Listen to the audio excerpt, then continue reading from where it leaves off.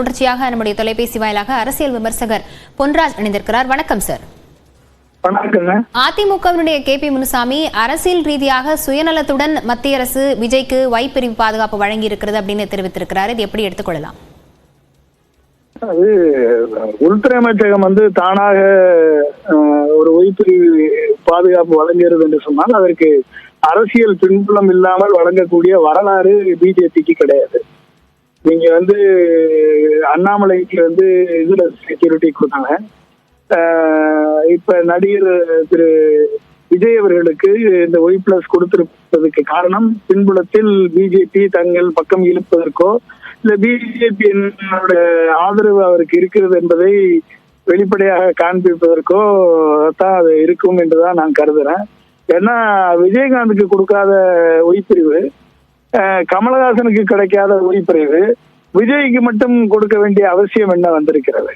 அப்ப இது பிஜேபியினுடைய கரம் பின்னால் இருக்கிறது என்பதற்கான அறிகுறியாகத்தான் விஜயனுடைய அரசியலை நான் பார்க்கிறேன். அதனாலதான் விஜய் பிஜேபியோ மோடியையோ அமித்ஷாவையோ எதிர்த்து இதுவரை எந்த அரசியலும் அவர் முன்னெடுக்கவில்லை. பிஜேபியை கொள்கை எதிரி என்று சொன்னாலும் கூட அந்த கொள்கை எதிரியை எதிர்த்து போராடக்கூடிய வலிமை விஜய்க்கு இருக்கிறதா என்பது தெரியவில்லை. எதிர்த்து பேசாததின் விளைவு இன்றைக்கு அவருக்கு ஒய் செக்யூரிட்டி கிடைத்திருக்கிறது. ஒருவேளை அவ்வாறான கூட்டணிக்கான ஆரம்பம் இதுதான் அப்படின்னு எடுத்துக்கொள்ளலாமா திரு பொன்ராஜ்?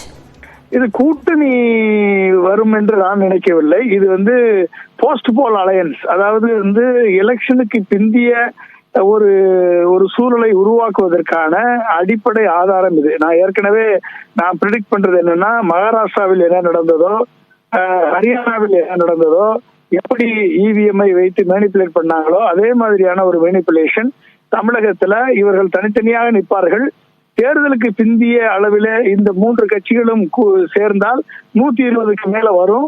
அந்த நேரத்தில் பிஜேபி ஆதரவுடன் ஒரு கூட்டணி மந்திரி சபை அமைக்கப்பட்டு திமுகவை 100 இடங்களுக்கு கீழே இவிஎம் மூலமாக கண்ட்ரோல் பண்ணி இந்த கூட்டணி மந்திரி சபையை கொண்டு வருவதற்கான முதல் முயற்சி தான் இந்த ஒய் பிளஸ் செக்யூரிட்டி என்று நான் கருதுகிறேன்.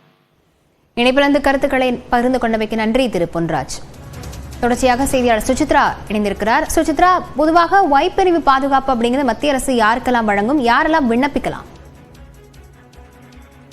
மத்திய அரசுடைய குறிப்பாக மத்திய உள்துறை அமைச்சகத்தினுடைய இந்த ஒய் பிரிவு பாதுகாப்பு பொறுத்தளவில் ஒட்டுமொத்தமாக 8 பாதுகாப்பு வீரர்கள், குறிப்பாக சிஆர்பிஎஃப் உள்ளடக்கிய கமாண்டோக்கள் உள்ளடக்கிய இந்த ஒரு 8 வீரர்கள் என்பது பாதுகாப்பாக வழங்கப்படும். குறிப்பாக அரசியல் கட்சியினுடைய தலைவர்கள் யாருடைய உயிருக்கெல்லாம் அச்சுறுத்தல் என்பது இருக்கிறது என்ற ஒரு ஐபியினுடைய அந்த பரிந்துரையின் அடிப்படையில் இந்த ஒரு ஒய் பிரிவு பாதுகாப்பு என்பது வழங்கப்படும்.